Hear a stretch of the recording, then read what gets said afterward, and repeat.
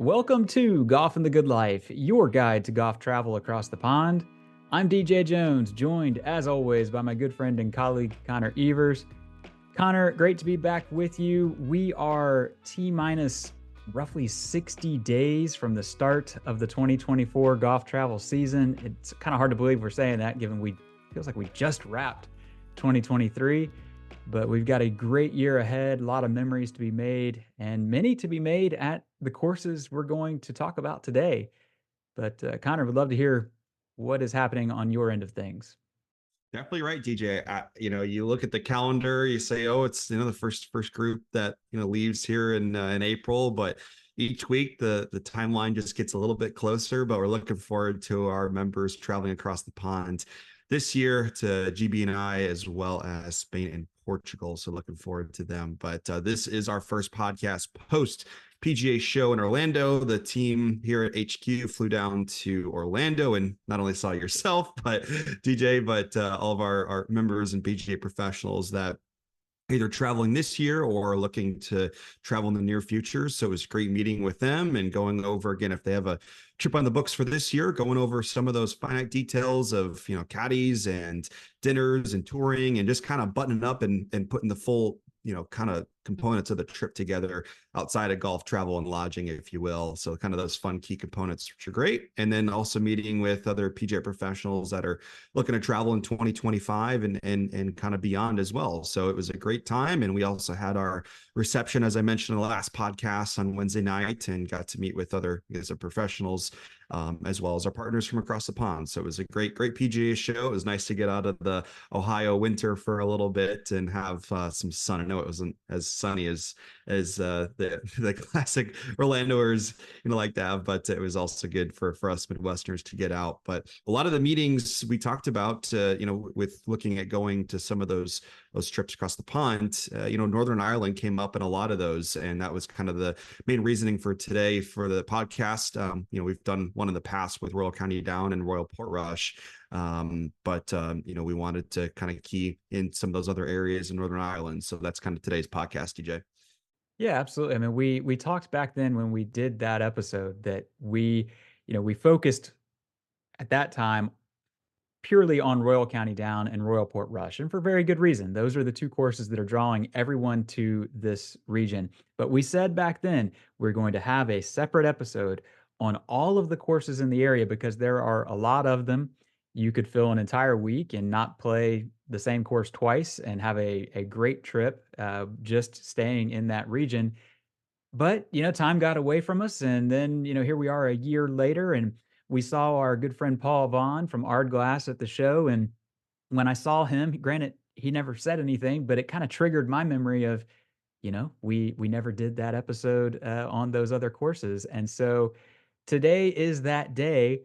And, this region is going to probably capture a little more attention this year with the Irish Open is heading back to Royal County Down this September. So, it's always a popular spot, but, it never fails. Golf on TV has a funny way of driving those inquiries and that interest. And so we expect that to happen this fall. But Connor, speaking of Ardglass, I can't really think of a better place to start than there. So why don't you kick us off? Agreed, DJ. So Ardglass, I was fortunate enough to play it on my trip in 2022 in the fall, and play with a couple members on a Saturday, kind of late afternoon. So it was great to be there and play it and experience it. And if you are going to Northern Ireland, obviously, groups are going to want to play the Portrush as well as County Down, but there's plenty of other golf in and around the area. And as TJ said, Ardglass is one of those that you definitely don't want to leave the States without having on your itinerary. But, Ardglass, it honestly has one of the best opening tee shots in all of golf. The saying is all of Ireland is to the right, which is the very much truth. You've got the water way to your left pretty much on the first kind of few opening holes. So the castle, as well as the clubhouse, actually dates back to 1405. It is the oldest clubhouse in all of golf. It's a castle. So if you are driving into the town there and going to play golf, you may mistaken the clubhouse for a castle. You're like, oh, well, let's go check that out. It's actually the clubhouse. So it's very unique. Really, the kind of the opening stretch of golf at Ardglass is incredible. But the second, it is a par three where right past the tee box, you can look down and it's a huge, deep cavern that looks down. So be careful when you're teeing off. Just don't go too far.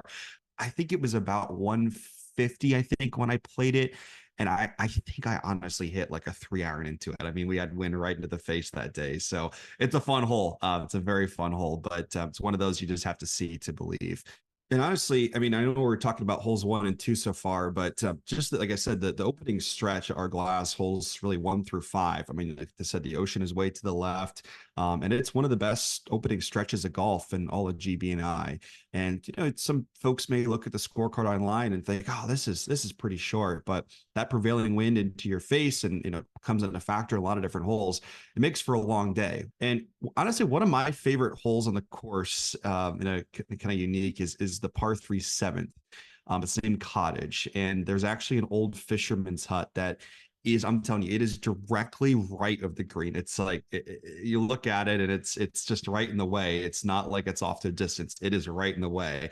So if you miss it to the right, I mean, you can actually have to hit a pitch shot over it to get onto the green. Obviously, the rules of golf may change that there, but the old fisherman's hut, there's actually the fisherman as well as his family. I believe my caddy, when I played there, I mean, it is small. I don't even know if it's 300 square feet. I mean, I don't even think it's that much, to be honest. But him, his wife, and I believe 3, maybe 4 kids, I can't remember, actually lived there. It's very cool that it's still on that golf course, and it's just a good story to tell.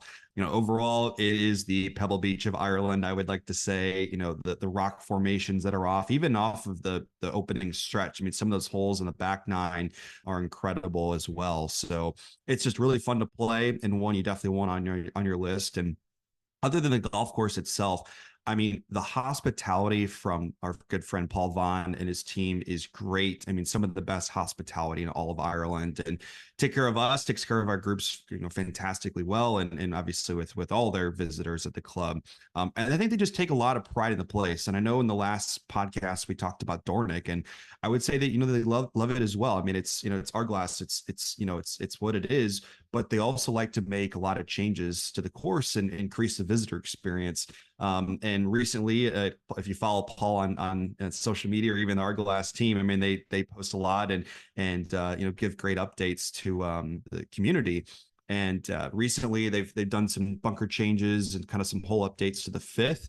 And the big change that they're doing is to the 10th hole. And it is currently, when I played it, it was about a 210 yard par 3 downhill, kind of mundane. It kind of stretches you back and kind of routes you back to the clubhouse.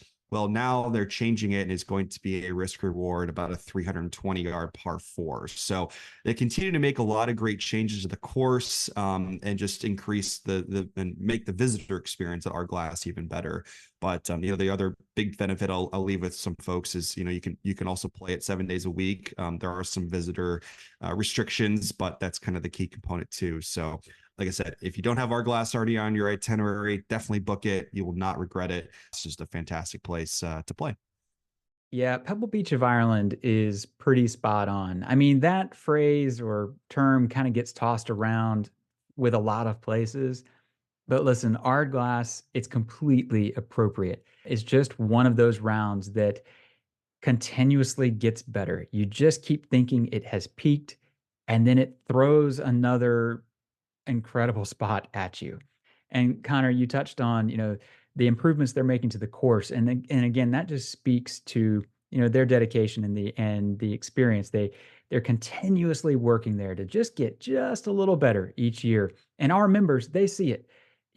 Every year, how often do we hear someone comes back and says, Ardglass, we had never really heard of it in advance, or we didn't really know what to expect, and it wound up being the favorite of our trip. I mean, that's a very common phrase, and understandably so. I'm going to take us from here north in the north, if you will, up to Portstewart. Portstewart is kind of the quintessential course next door, in that Royal Portrush is just a few miles away. It shares the same stretch of coastline as Portrush, but Portstewart is home to arguably the finest front nine in Ireland. There's actually a pretty good case to be made that it's the best in all of golf. The dunes on this front nine, we have talked in past episode about Northwest Ireland and how big the dunes are at places like Enniscrone and Carn. Well, they're just as big at Portstewart, and they hit you from the first strike of the day. You stand on that first tee, there's this canvas of dunes kind of laid out in front of you, and it's like, wow, like this is where we're getting to play today. It's just absolutely incredible. The holes, they weave kind of seamlessly through these dunes. I mean, it's just the quintessential, this ground was made for golf piece of property. The par threes are great in this little stretch. The sixth hole in particular, I think it's called Five Penny Piece, I think.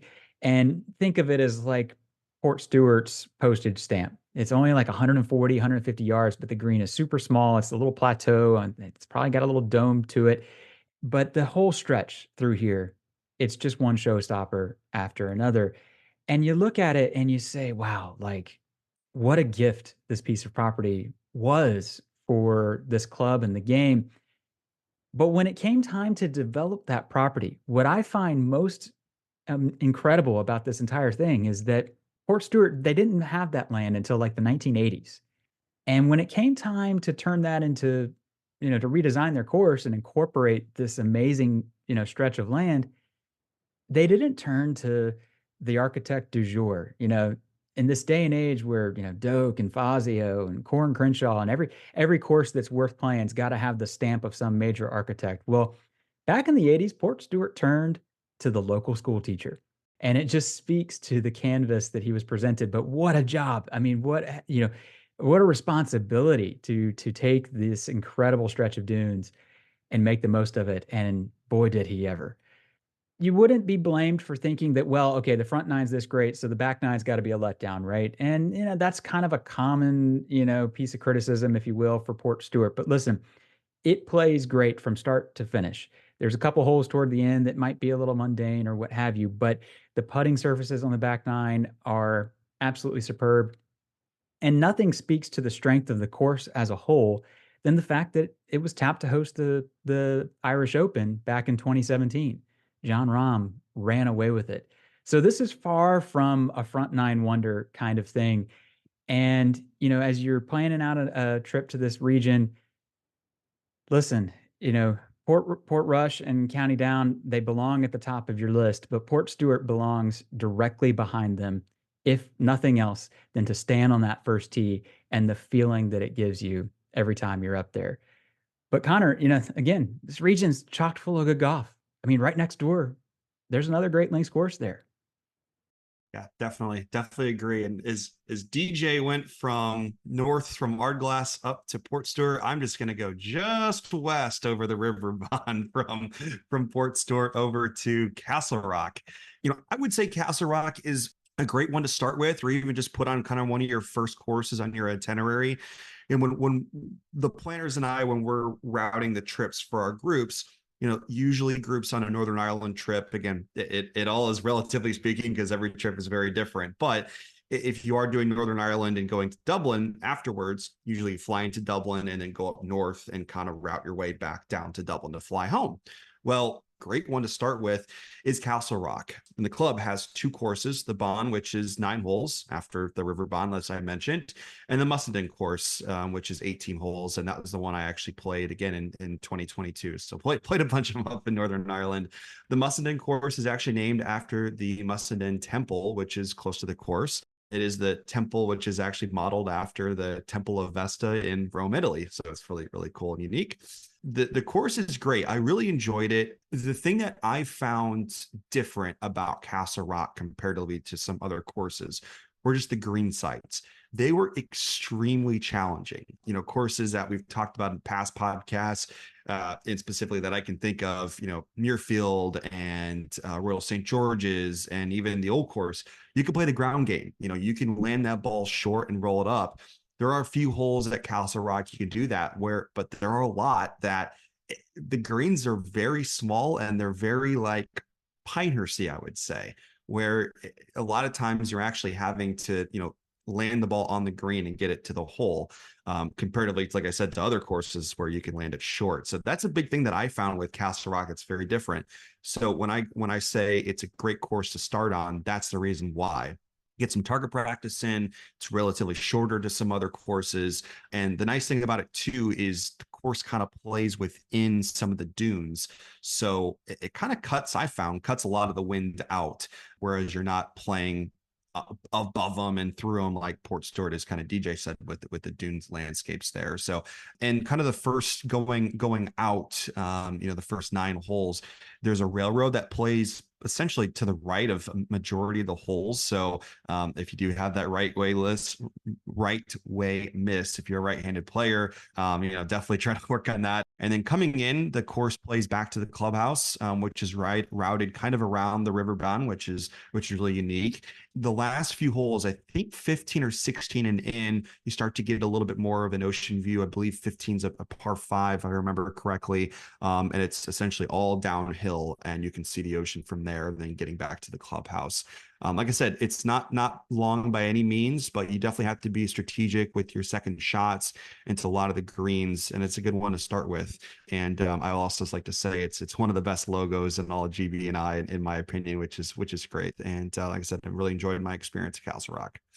Yeah, it's a great spot. I'm always going to be a fan of a place that incorporates a train, and so for the opening holes are definitely a lot of fun for that. And unless, like you said, you've got a right way miss happening, but it is one of those courses that, let's say you want to do something a little different in terms of how to get there. It's a very easy train ride from Portrush. If you're staying in town, uh, I think I did it. It's been a few years ago since I did it, but I believe you just head down to Coleraine and then catch the other train north to Castlerock, and it's a lovely ride and gives you a little bit of planes, trains, and automobiles sort of thing. But one you mentioned earlier talking about Ardglass and their involvement in social media and building the community and so forth. Castlerock is very much the same way. And several years ago, I recall they found they were cleaning out the clubhouse or cleaning out a room in the clubhouse, and in an old, I think it was described as a first aid box, they found some drawings from Harry Colt of the green sites at the course. They just found them just like hiding in the clubhouse, and what a treasure trove to just kind of stumble on while you're cleaning. So golf clubs out there, if you haven't cleaned out your back room in a while, go digging around. You never know what you're gonna stumble on there. My next stop, we're gonna head further west, I guess it is, to Ballyliffin. Now, first off, I should note that our geography is not wrong. We fully understand that Ballyliffin is in the Republic of Ireland versus these other courses which have been in Northern Ireland. But Connor was talking about, the kind of the routing of some of these trips and so forth. And given the geography and how close it is, Ballyliffin is a very common stop in this region. It's a little bit of a hike from, say, Portrush. I think you're 90 minutes, could be 2 hours, I guess, maybe depending on the traffic. But you've got 36 holes. The Old Links and the Glashidi. Glashidi hosted the Irish Open back in 2018. It's a Pat Ruddy design. Just two really great, fun, thoroughly enjoyable links courses. Even though it is a little bit further from Portrush, as things have been evolving over these last few years, Ballyliffin is kind of in this perfect zone for the people who are making the trek from Portrush to Rosapenna or vice versa. It's like right smack in between the two. So as you're making your drive east or west between those two areas, stop at Ballyliffin. You won't regret it. It's the perfect round in between the two. Again, going back, we've got great hospitality, and if you really wanted to make a full day of it, there's some lodging in town. 36 holes. It's rare that you find two courses at one venue that stand on their own, as where you've got a hard where you would have otherwise a hard choice of choosing the one. You don't necessarily have to. You can play them both and make a night of it and enjoy your time in Ballyliffin. But if your time allows, add it to the list. You won't regret it, whether you are making a one-off trip out of Portrush or just kind of stopping on the way to somewhere else.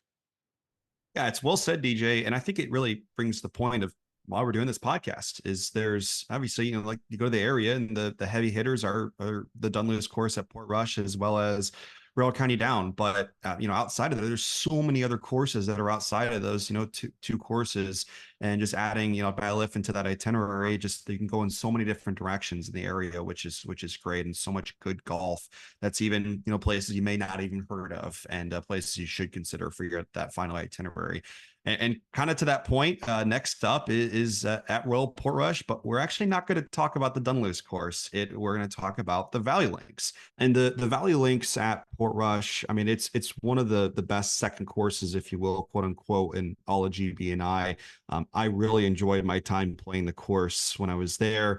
Kind of everything's essentially right in front of you, which is nice. I mean, there's a few holes that you have to play pretty strategic, a couple of par fives that are that way, but like I said, everything's pretty much right in front of you, and you can have really a fun day. And it's a course, it wouldn't overlook, if you will, when you're going to the area.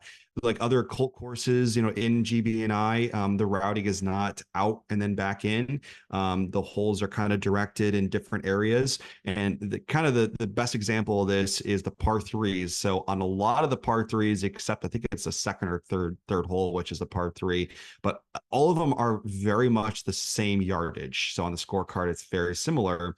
But with the prevailing wind and the holes that play, into the winds, crosswinds, downwind, what have you, I mean, you can play 9 iron all the way to 5 iron, if you will, on some of these holes, but with the same wind and same yardage, I should say. Like I said, everything's very much in front of you. And kind of the other difference between the Dunluce course as well as the Valley is the Valley plays how it's stated. It's kind of within a valley. It's a little bit lower to the ground comparatively to the Dunluce. So you don't get many of those ocean views, kind of like Castlerock and a few other courses in the area. Even a lot of the holes in the front nine, I mean, you can kind of spray it because the holes kind of run next to each other, which is fun. So another one, if you are in the area, you could play it, as one of those first courses as well. Running back, once you get more towards the clubhouse on the 18th hole, that's really when you first see the ocean from behind you on the 18th green. But like I said, everything else you play down comparatively to the Dunluce course. I said everything's very much in front of you, and you can spray it and have a fun day, which is great.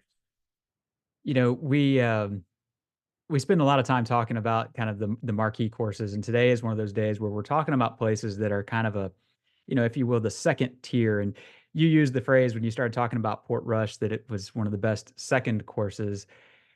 And what the folks out there listening may not realize is that Connor is a bit of an expert in second courses.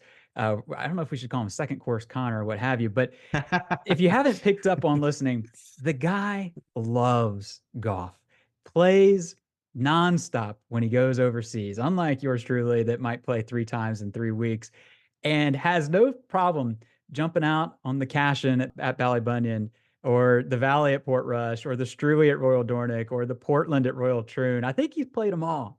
Wait, the King Robert the Bruce at Turnberry. Yep. He's checked all these boxes. So if you are ever in need of info on the quote unquote second course, Connor Evers is your man, ladies and gentlemen.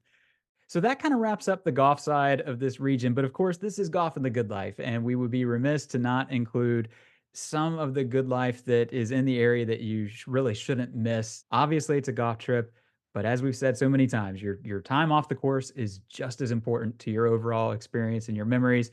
And what's great about this region is if you wanted to, in theory, you could base yourself in Belfast and never repack the suitcase. You could just kind of plant yourself at a home base for a week. It makes for a little bit longer commute than, say, change the option where you would change accommodations midway, but it allows you the chance to obviously spend some time in a world-class city. Belfast has so many great things to see and do, and of course the dining there is absolutely incredible. But if the Titanic experience, I believe we spoke about it. I think Connor shared a lot about it in a previous episode. Lots to see and do in Belfast. And if you're looking for that trip that allows you to kind of stay in one place, that's a great option. It means a longer commute, but that's sort of a good trade-off. The other option is, you kind of plant yourself in 2 different places. down toward Royal County Down and Ardglass, the Slieve Donard. Obviously, I think we spoke on it before. World class place. Up north toward Portrush, the Bushmills Inn, the Galgorm Resort that's nearby.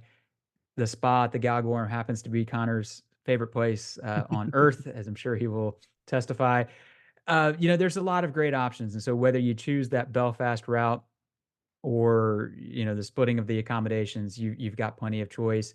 And along the north coast, the scenery is just absolutely incredible. The Giant's Causeway is one of those places that you look at and you're like, how did the earth make this place? The Carricker Reed Rope Bridge, same thing. Happens to be one of my favorite places in all of GB&I. That rope bridge is not for the faint of heart, but grab a picnic basket and take it across if you've got time. And then if you're a big fan of Game of Thrones, there's a lot of sightseeing in the area that is connected to the show. There's actually a tour that's run in the area by a gent who was an extra, I think, in the show a few times. So look that up if you're searching for something to do, or talk to the H&B concierge. But overall, Connor, this area, the golf and the good life is there is no shortage of it. And as I think we've kind of pointed out there is so much great golf beyond those two royals that sort of draw everyone to the area. But before we wrap it up, any closing thoughts there? No, I think we've hit it all, DJ, and this has been a great podcast chatting about those courses outside of the Dunluce course at Royal Portrush and Royal County Down, as you mentioned. But my key thing is just to go. You've got a great area. You've got great culture in Belfast. You've got, like I said, things to do outside of the city as well. There's just a lot to do off the fairways, which is always a key component. The big thing too, if you're listening to this now, this podcast coming out, is Portrush is going to open up very soon. So a lot of those Portrush and County Down, you want those first, and then the rest of the courses kind of fill into that itinerary. But Portrush will open up here next month on Monday, March 4th. So that is your date when the Dunluce course will open up for bookings for 2025. So definitely put that on your calendar. And if you are interested in going across the pond and learning more, we'd be happy to help and go through that process and get a great itinerary for you and your group for 2025. But I appreciate your time, DJ. This has been great, and looking forward to the next one. Absolutely. Well, that's incredible. I candidly, I don't think I realized that the tee sheet was opening that early this year. So follow Connor's advice, folks. If you are considering those two courses, the clock is ticking, so to speak, because come, I guess, April 1st, maybe by then, your chances of landing it for 2025 are going to probably be slim to none. Connor is giving a X on the screen there. So this has been a great episode, Connor. Thoroughly enjoyed it. For those of you listening, we're going to include some more information in the show notes, links to some specific articles and so forth. If you have any questions, as always, you can DM us on social media or send us an email, golf@haversham.com. But otherwise, thank you for tuning in. We will be back again soon with another episode. But until then, we wish you plenty of golf at its finest and life at its best.